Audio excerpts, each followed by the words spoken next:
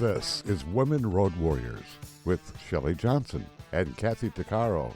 If you drive long haul, short haul, or heavy haul, they're here to empower and inspire women in the trades on tncradio.live. So gear down, sit back, and enjoy. Welcome to Women Road Warriors with Shelley Johnson and Kathy Tuccaro. We're a show that works to inspire and empower women in trucking, in the trades, in every profession. We tackle all kinds of topics and work to encourage women to be their very best with informative guests and women who've been champions. I'm Shelley and I'm Kathy. Every topic can be discussed on our rig, and we want women to be the best they can be. We like to interview experts who offer guidance to women on topics that can empower them.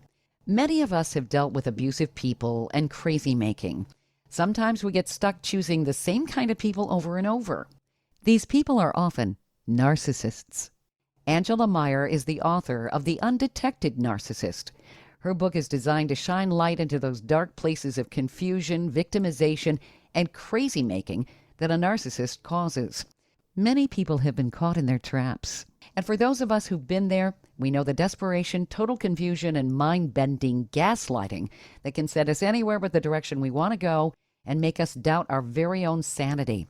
Angela is a survivor of narcissist abuse. Her book gives people the strength to speak their truth, set healthy boundaries, and educate themselves into the crazy drama and blame game conflicts narcissists are so good at throwing our way. We have Angela on our show today and are eager to gain some insight into who a narcissist really is and what to recognize so we can protect ourselves. Welcome, Angela. Thank you for being on the show with us.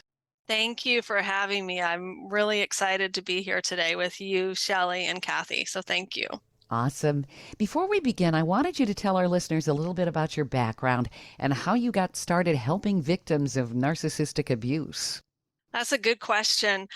My background is I am a clinical certified hypnotherapist. For the past 12 consecutive years, I've been voted the best for my area in Oregon.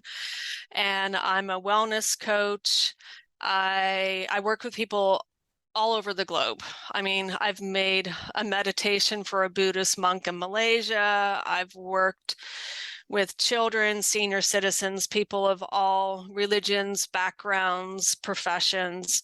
And what got me started in narcissism is I was in a relationship with a covert narcissist. And the problem is most people don't know the difference between your typical narcissist and a covert.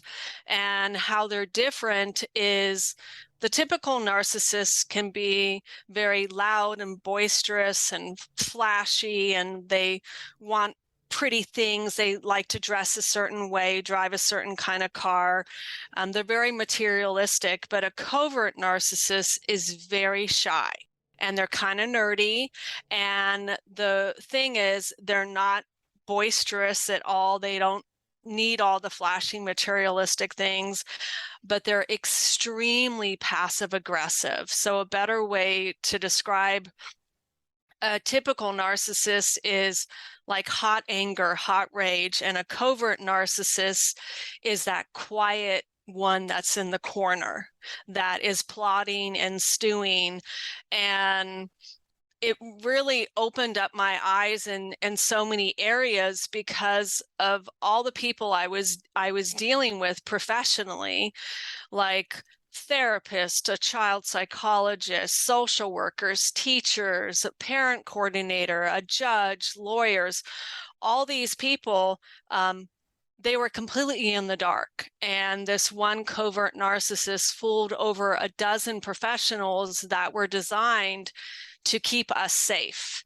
And because they didn't know who they were dealing with, the narcissist was able to manipulate a lot of them and gaslight them or, blame shift. And he was even able to turn some of them into a flying monkey, which was rather unfortunate.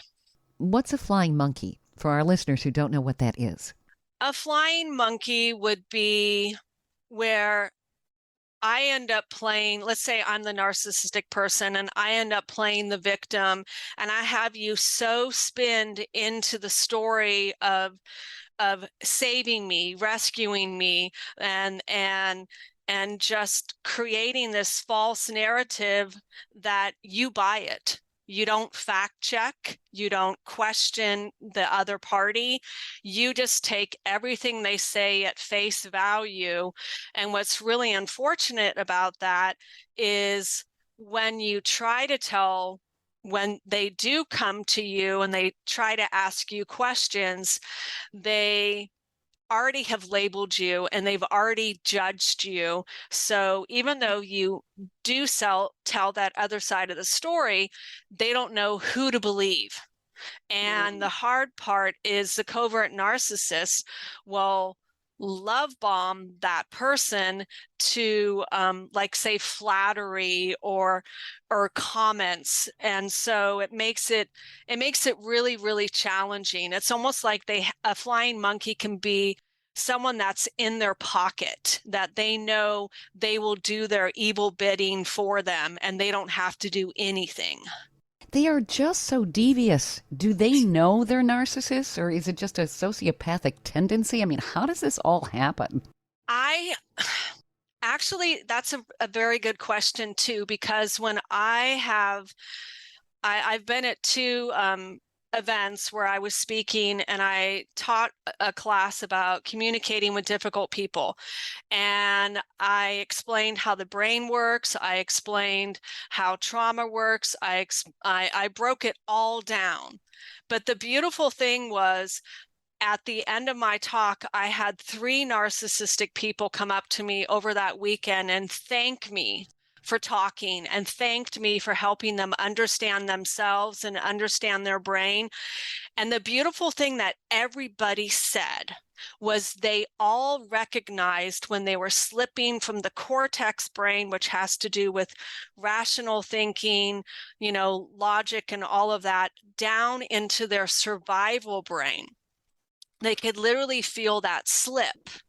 And that's where I told them, well, that's your window of opportunity, because if I was in your situation, if you want to stop being so narcissistic and being stuck in your survival brain, what you need to do is you need to tell that person when you feel that slip happening that I am way too angry. I'm going to say something that's going to hurt your feelings, and I don't want to do that. So I need to walk away. I need to walk away and I need to calm down because I can feel myself getting too angry. And I said, every time you do that, you start to rewire your brain. You're creating new neural pathways in your brain where it's going to become eventually a habit. Each time you do that, you stop yourself from gaslighting someone or manipulating someone or doing all those bad traits they know that they have, and is not decent to do to other people. That's how you're training yourself to not do those things. You're doing something different. And that's the whole thing, is when I speak, I like to talk about coming from a place of love, wisdom, and compassion instead of hate, anger, and fear. And if I was coming from hate, anger, and fear about the narcissist, none of those people would have came up and talked to me. That's amazing that they would do that. Narcissists rarely admit they're fallible in any way. That's just profound. It really is. Well, I mean, just listening, it brings me back into, my previous relationships and thinking, my daughter, who's now 28, when she was little, her dad, I was married to him, so my husband at the time, I couldn't believe, I mean, I was very young. I was 23 at the time, and it was really my first relationship. And coming from an abusive background, I was always trying to pay attention to signs, right? Because I didn't want to relive what I grew up with and trying to be aware. But I could not believe that, like, things like, before I moved in with him, I had said, well, you're not one of these crazy people who have issues with the toilet paper, right? That it's got to be a certain way, right? Because I mean, people are weird and people are different. They like, anyway, I said, you don't, have this problem with toilet paper, do you? And he says, oh, no, I don't care, up or top or bottom, whatever. It doesn't matter to me. Well, not even a month into the relationship, into moving in together, he comes flying out of the bathroom having a fit because the toilet paper was on the wrong side. And I'm like, but you said it didn't matter. Like, what are you talking? I never said that. He just went off saying, flipping it around, saying that I was making it up. Then why would he say that if it was something that he would do? And he had me questioning myself. And I'm like, I'm sure we had that conversation, right? Because it's an important thing. Because my stepdad was so anal about toilet paper, we were only allowed 3 squares. So that, I wanted to make sure going into the relationship. So it went from the thing with the toilet paper to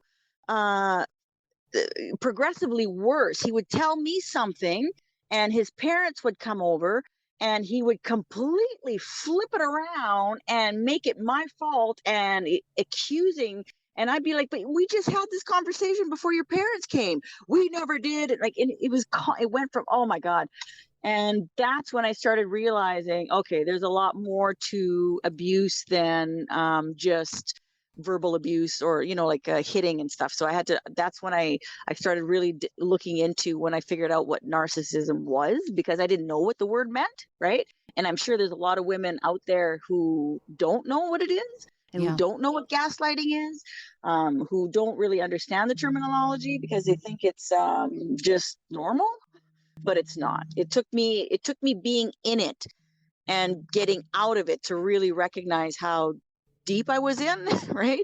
And how I had to unwind everything and literally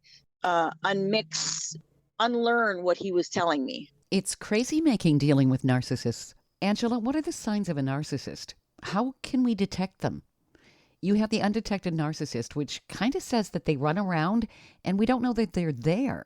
They're kind of like shapeshifters sneaking around, That's a good analogy, shapeshifter.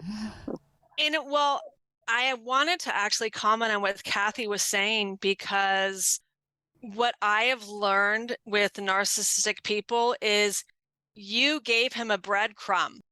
And so what he did was he took that one thing that you mentioned, like you wanted clarification, and he was able to use it as a tool to manipulate you later.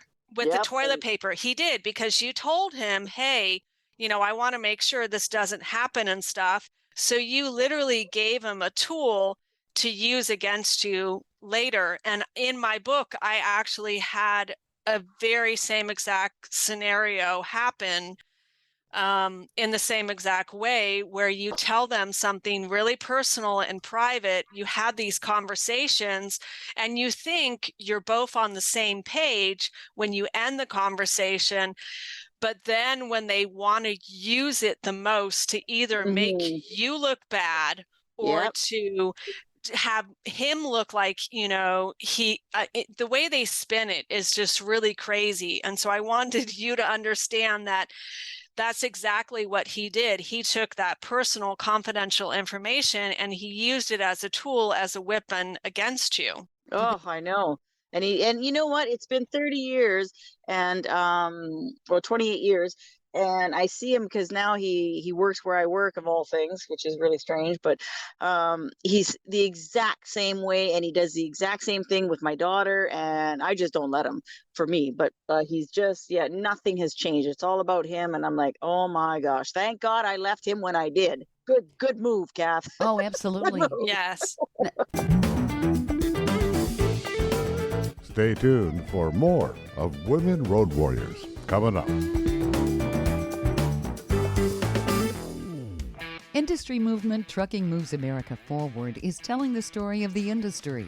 Our safety champions, the women of trucking, independent contractors, the next generation of truckers, and more. Help us promote the best of our industry. Share your story and what you love about trucking.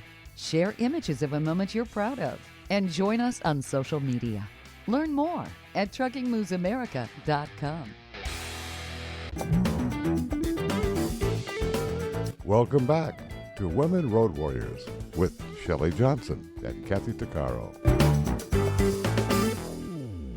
Do narcissists know they're doing this consciously, or is it just something that is a learned behavior? I think it's a lot of it is a learned behavior, because when you think about kids, when we're growing up as kids, we all learn to blame.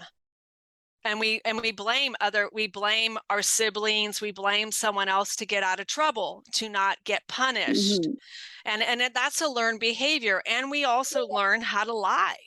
We learn how, and that's the problem is, some narcissistic people, they learn that, well, if I lie to this degree, I can get this. Or if I lie to this manner or manipulate this person, I can get this. And so and some narcissistic people are really power driven, they want that. And so they learn these tactics from their parents. I mean, and here's the interesting thing is, when I did, in part of my recovery, they always say you want to look at your family history. And that's what I did. And I went all the way back to my great grandmother, who supposedly was so extremely beautiful and narcissistic that she had my grandfather walk so many feet behind her because she didn't want anyone to know she had a child.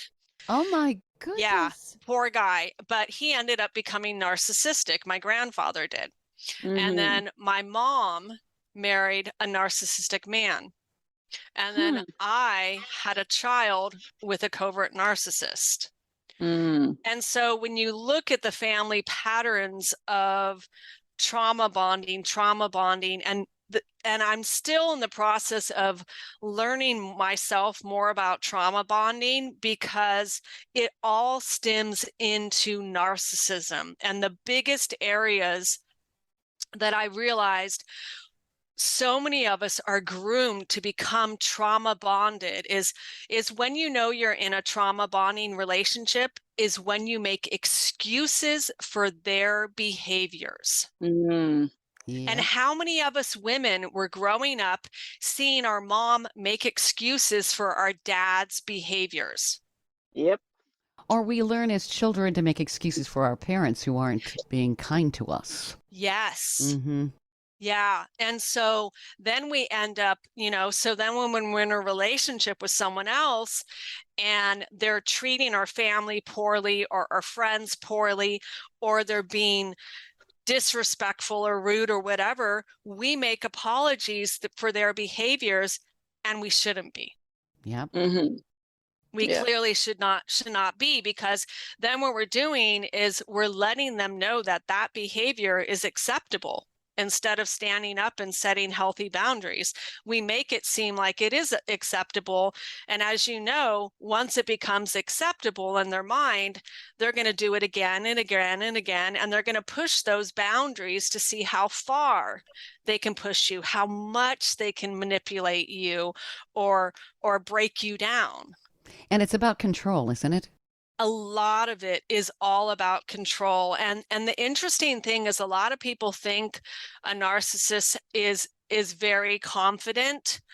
They're not. They are really insecure and they struggle with lots of anxiety. They do. I mean, so you asked the question of how a narcissist is created. And I think this is really important, is there's 3 types of parents that create them.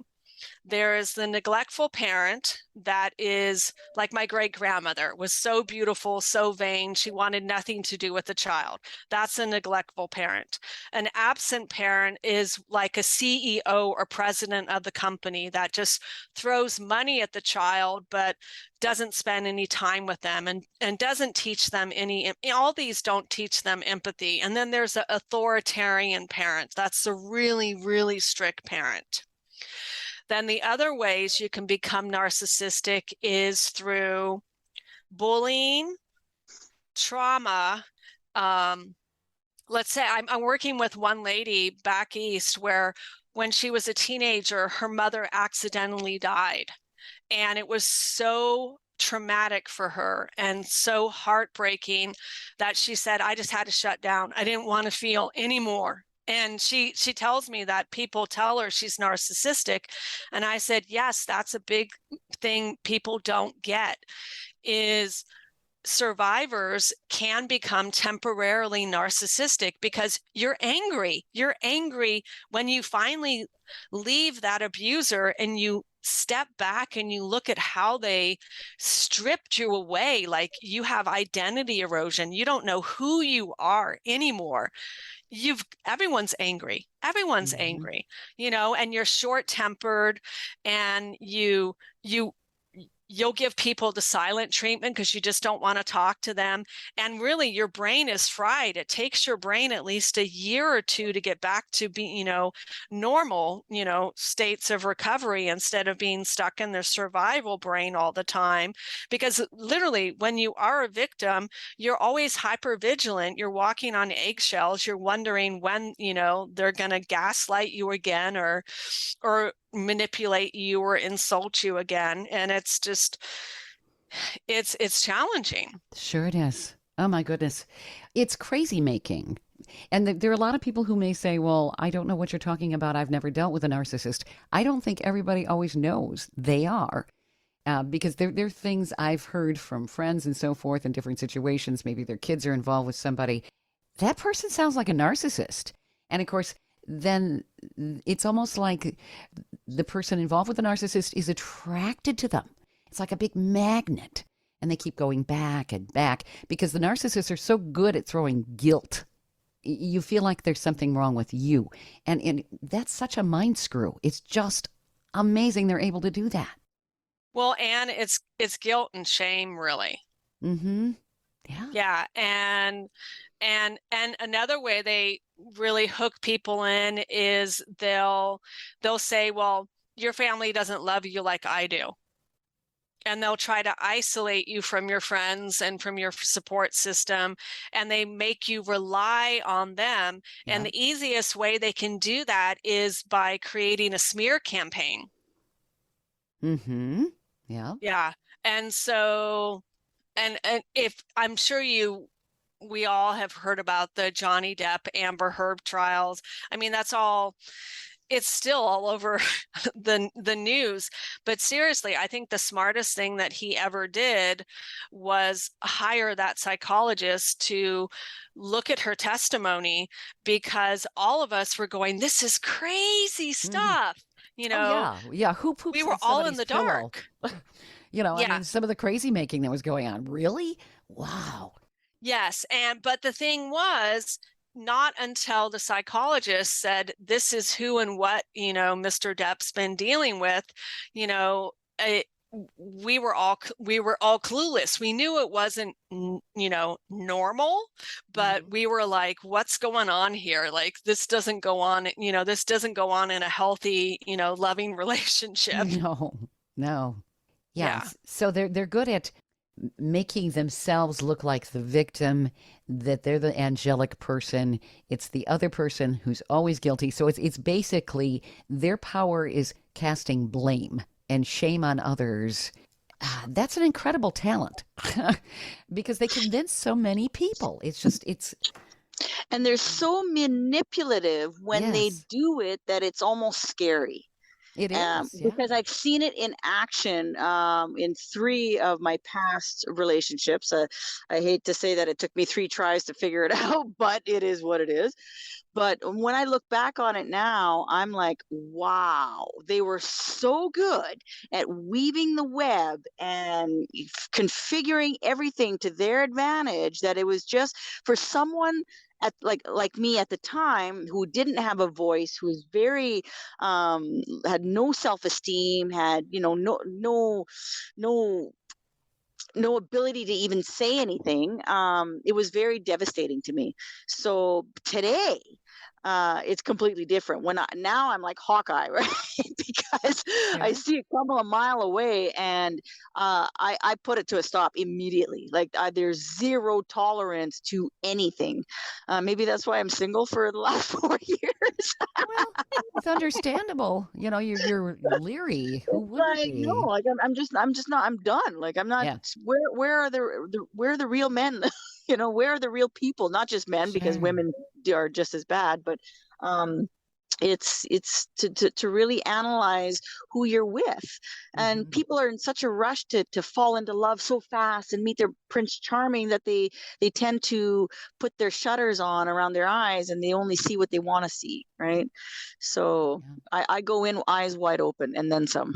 So, Angela, you were talking about trauma love. Is that kind of what people do? They gravitate toward a narcissist because of some of the things they personally have gone through. They can't recognize what's really going on in that other person. This is kind of a They can't, normal they can't, uh and it's called trauma bonding. trauma bonding. Okay. Yes, Yeah. trauma bonding, and it's ways,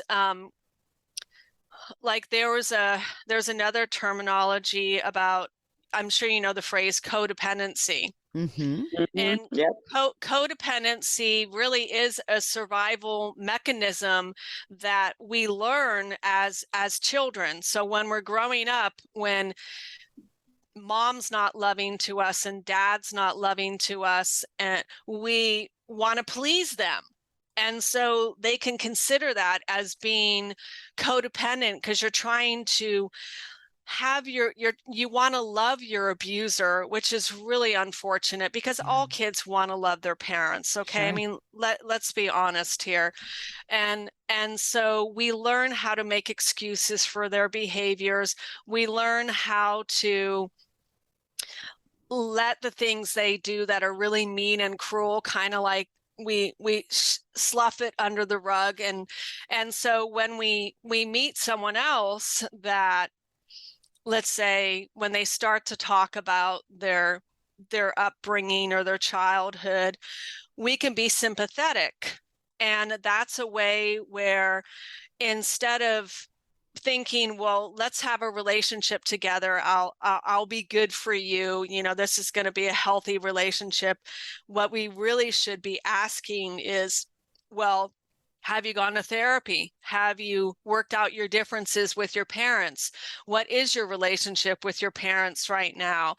And really grasping, because it's not, what I really get about the narcissistic person is they're disconnected, and average people are connected. And the best way to describe that is, when we're all born as babies, we are born connected, and we want to put everything in our mouth. We want to connect to everything. Everything is new and exciting. And what happens is that little kid, when it starts to grow up and it has a narcissistic parent, or neglectful, or authoritarian, what ends up happening is, when they reach those terrible twos and they start to misbehave, if you haven't dealt with your own personal baggage, you will parent the same exact way you were parented. Yeah. And Makes so sense. then that child that was connected to you is going to end up becoming disconnected, out of Mhm. shame or out of guilt or out of punishment. And the hard thing is that kid will want to keep connecting with you, but you can't really connect to a narcissist. And that's why I believe a lot of narcissistic people cheat, is because when you have sex, you're connecting with that person, Right. and they enjoy that connection. But when you start to notice all their bad behaviors, or they start to devalue you, or you question them, then you start to disconnect. And they don't want to feel bad. They don't like to feel bad. They don't want to be shamed. They get stuck in that survival brain. And so they want to punish you. And what's the best way to punish you? Is to go out and cheat on you and find someone new. So they do it out of revenge. A lot, yeah, a lot of times. And Mhm. and sometimes when it could be out of revenge, or it could just be that they don't feel that connection with you anymore. So they're going to go get it somewhere else because they want someone else to admire them or appreciate them or, want to be intimate with them, but you don't because you're pissed. It seems like, though, some narcissists can have an insatiable sex drive. They're very promiscuous. Yes. They never can get enough. And they'll say, of course, that they're faithful, when in fact they're not. And then they say you're crazy if you think they're cheating. Correct. Mm-hmm. But if you think they're cheating, pretty much I would have to say they probably are cheating.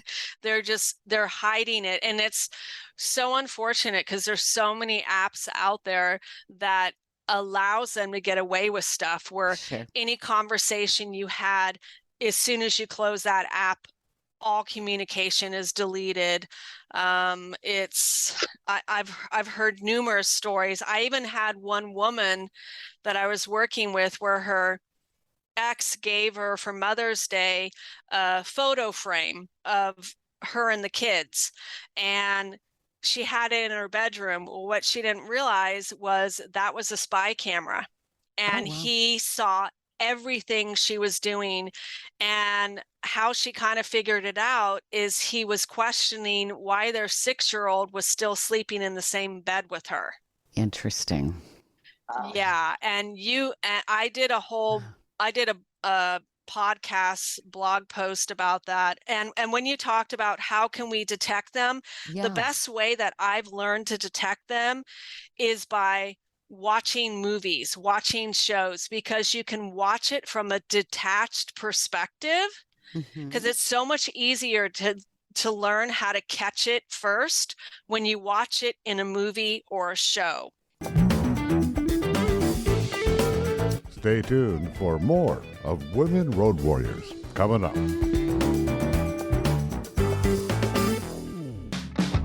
Trucking Moves America Forward, or TMAF, is building a positive image of trucking by telling the story of the hardworking drivers and industry professionals who support the industry. And you can be a part of it.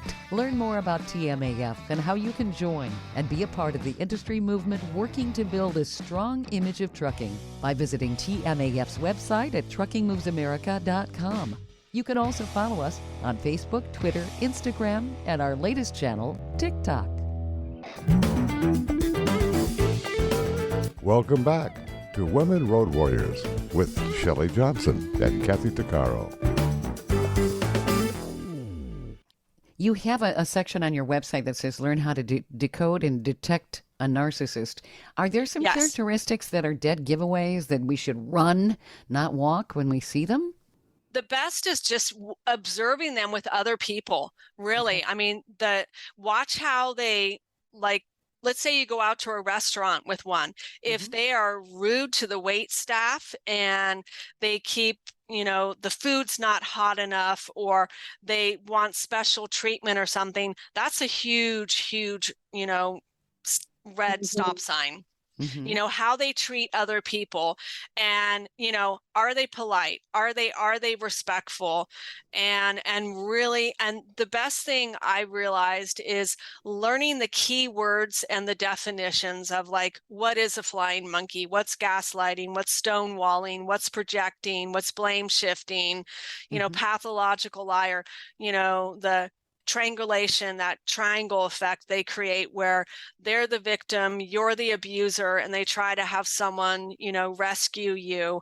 And so I do have a handout on my website of all the keywords that I put in a Word document. It's free. I tell people print it out or just pull it up on your phone and watch, specific shows that I mention, and see if you can see all those behaviors, because it's best when you learn those definitions and then you observe those behaviors in action. Now, not everybody that's a narcissist fits every single characteristic. Correct. Can they have a lot of the characteristics and still be a narcissist, even if they don't have all the characteristics?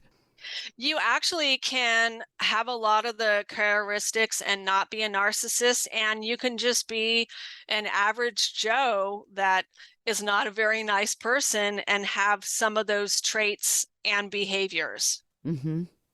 And so why I stress this is I wrote in my book that one child psychologist in the early stages said to me, "Hey, I think your ex is a narcissist. You should look into it." And when I looked into it, I was like, "He doesn't fit this profile. He drives a violet color Kia. He's super nerdy. He doesn't fit that profile." But if the psychologist would have said, he's a covert narcissist, or I want you to look up all the keywords and definitions, then the light bulb would have went off in my head, and I would have been like, oh, now I get what he means, because he didn't fit the typical profile. So is a covert narcissist nicer? Can they be really gregarious and outgoing, and you don't realize that they really are this evil little shapeshifter that's sitting in the corner trying to get you? No, they're nerdy, and they're shy, and they're quiet. Okay. Yeah, and they can seem kind of insecure and just like not very social. Okay. And they don't need a bunch of attention or recognition. And so that's where he didn't meet that profile. But then when I learned what the profile was for the covert one, I was like, oh my God, he checked every single box. He even checked the box on being a sociopath, which it was, rather scary. And the hard part is there was, and I have it in the book, there was another child psychologist that knew exactly who he was, immediately knew who he was. And when the parent coordinator, because we were dealing with legal stuff, when the parent coordinator spoke to him, she was so brainwashed and turned into such a flying monkey that she ended up taking that information and saying, well, I think you're the narcissistic person instead of him. Oh, wow. Wow. Yes.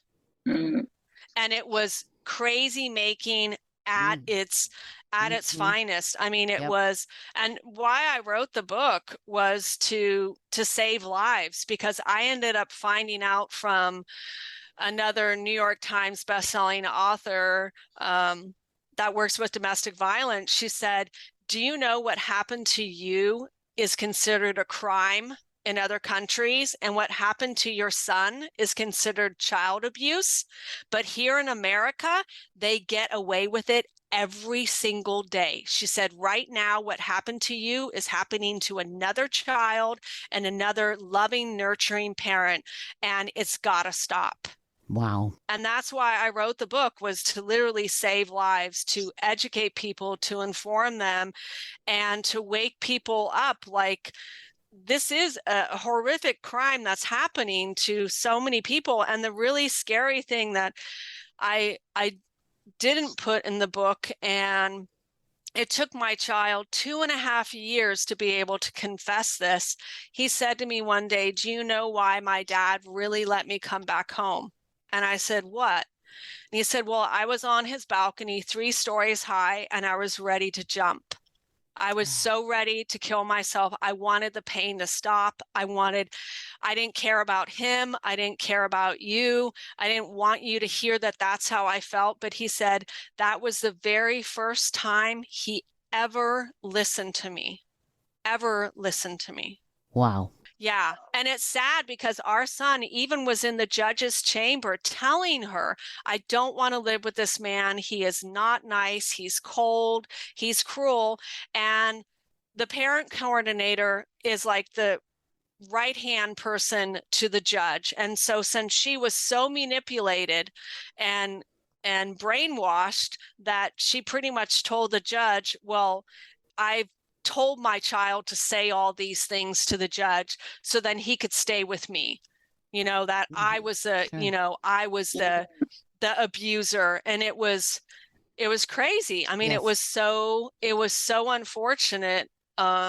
But I will tell you this, that when my son did return back home, the judge apologized, and one of my friends was in the courtroom, and she's like, she literally thought the judge was crying behind her glasses, because she admitted she made a huge mistake. She then realized who and what she was dealing with, but none of them knew what was happening, because it was just, they're masterful at what they do. Oh, they're scary. It really is true. It really is.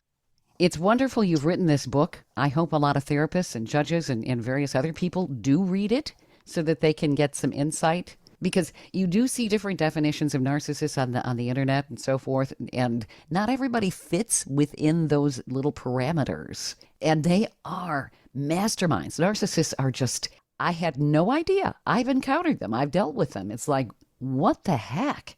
How did my life turn upside down so quickly? And what's wrong with me? They're good at that. And they're good at convincing other people when you would think that would never, ever happen. You would. And it's hard, because you can, like for me, I left mine, and he spent 5 years plotting how to destroy me. He literally spent over $100,000 in legal fees to destroy me. And it's like, that could have been a huge down payment on a house. No doubt. Or helped with your son. Yeah. Wow. They're very selfish people, no doubt about that. I think that's one common characteristic. And I know that we don't have the time to go into it, but I'd heard that they actually have something that is not developed correctly in their frontal lobe, which has something to do with the conscience. That's their, or lack of it. Well, one, they weren't taught empathy, and then two, I have a whole diagram. It's on one of my blog posts that shows, so when you think of a typical human brain, where we function the most is in our cortex. That has to do with logic and creativity and rational thinking and empathy and all that. And our survival part is like really, really small. If you think about a triangle, the top part of the triangle for survival is really, really tiny, and the whole bottom base is, our cortex brain. But with the narcissist, it's flipped, completely flipped, where the whole base part is survival. I mean, they had to learn how to survive, because either they were abused, or they were bullied, or they were neglected, or they were shamed, or they, were just taught to be, or groomed to be power hungry. I mean, what is it? Mary L. Trump wrote a whole book about, Donald Trump, how he was made into the person he is. And I thought it was very fascinating, her book, because we can be groomed to believe so many things. I mean, what was it, like 3/4 of millennials in the US do believe the earth is flat. What? Yes, I did a podcast. No, it's true. I did a podcast of Can a Narcissist Change Part 1, and it's all about the no. And that I had that information in that one section that yes, 3/4 of millennials in the US still believe, because that's what they're groomed to believe. Okay. I had a coworker who still thinks the earth is flat, but we're not going to get into that conversation.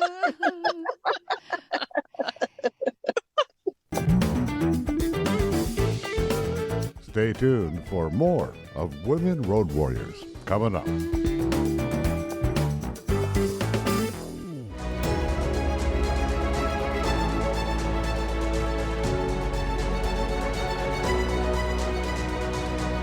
Kathy DeCaro is nothing short of amazing. She not only drives the world's biggest truck as a heavy equipment operator in northern Alberta, Canada. She's an international motivational speaker and the author of Dream Big, an autobiography about overcoming a lifetime of trauma and abuse that led to dreams of success. Kathy inspires people the world over to change their lives and improve their self-worth. Her book will change your life. She's passionate about personal growth and believes anyone can change their circumstances and overcome their obstacles if they believe in themselves. Her life will amaze you and seriously inspire you. Be sure to order a copy of her book, Dream Big, on Amazon.com.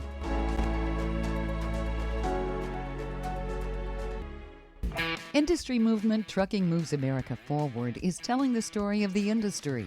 Our safety champions, the women of trucking, independent contractors, the next generation of truckers, and more. Help us promote the best of our industry. Share your story and what you love about trucking. Share images of a moment you're proud of. And join us on social media. Learn more at truckingmovesamerica.com.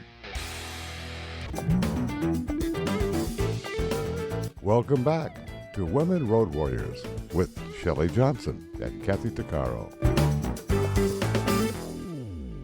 Angela, you've got some tremendous information here that a lot of people need to read. I'm seeing one stat here. 75% of all narcissistic people are men, 25% are women. You also say that narcissists can change. So there is hope, and this is a good thing. Where do people find your book and all your information, and do you work with people remotely? Yes, I do work with people remotely, and I prefer actually working with people remotely. And the book is on Amazon. It's on Borders. My website is The Undetected Narcissist. My podcast is called The Undetected Narcissist. And on my website, I got a bunch of information. I even did a series on fear of dating another narcissist. I actually have helped a narcissist. I've helped 2 narcissistic people change, and I tell you how I did that. And I talk about recovering from narcissistic abuse. I got a lot of free information on there to just educate and inform people, but most importantly, keep you safe. And I do offer, coaching sessions on there. And I want to stop what's, this. I look at it as just kind of like an epidemic, because as we were talking earlier, Shelley, we're noticing more people becoming narcissistic, and social media is the perfect platform to groom these young people. Really is. Yeah, it is. Look at me. Look at me.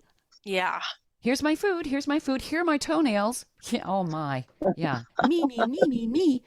Well, and I was at the gym earlier this morning, and there was this woman flexing and taking pictures of herself in the, with her phone. And she came up to me, I guess, wanting me to take a picture of her, doing, and I was like, I don't have time for this. Good for you. Good for you. Oh, my goodness. What is your website again, Angela, in case people hadn't written it down? It's the same as my book. It's The Undetected Narcissist.com. Excellent. This has been really informative. I think that a lot of people... It has. It's giving people food for thought, and maybe they'll reach out to you. I hope they do, to get some insight, because especially if they're trying to break away from narcissists, you're going to help them know that they aren't personally crazy. That's right. And it's true. Well, the biggest thing is I do have a blog post, because a lot of people don't realize this, that there are 50 obstacles to leaving an abusive relationship. And when I went over that list, I had 25.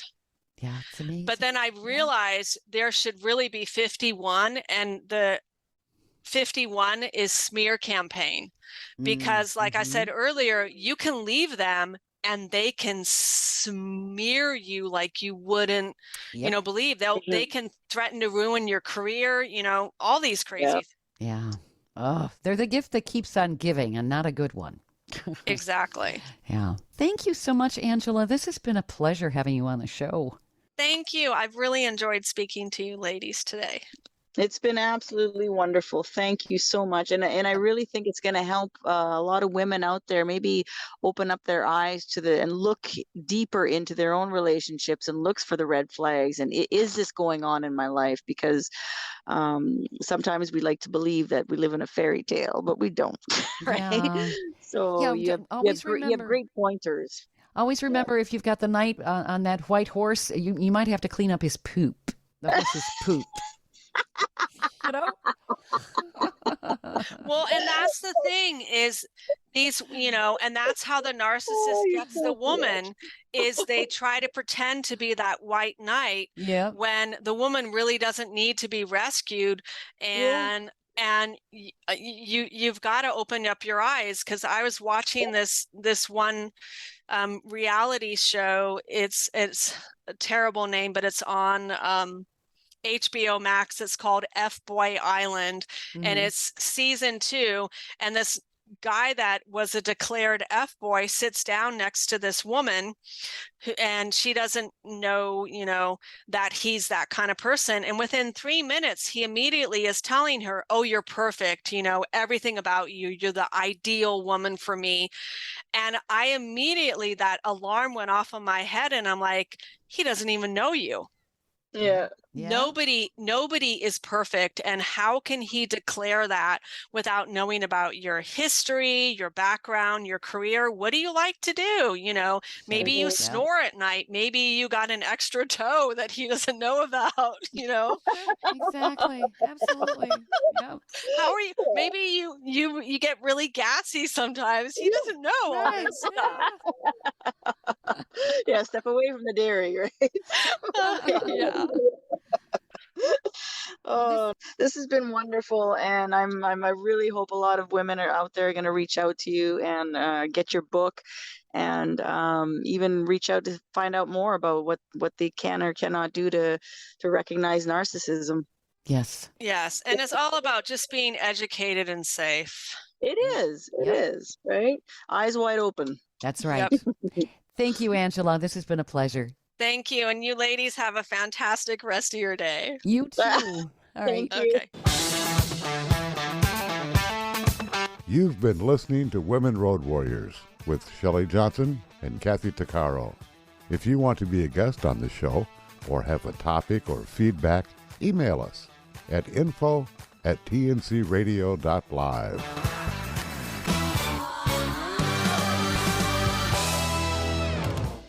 Thank you for listening to another great interview on tncradio.live. And don't forget, be sure to subscribe to our podcast of Women Road Warriors. It's free. All of the material you hear on tncradio.live on our website, our broadcasts, or our podcasts are copyrighted. There can be no distribution without the express consent of tncradio.live and its partners. For inquiries, write us at info@tncradio.live.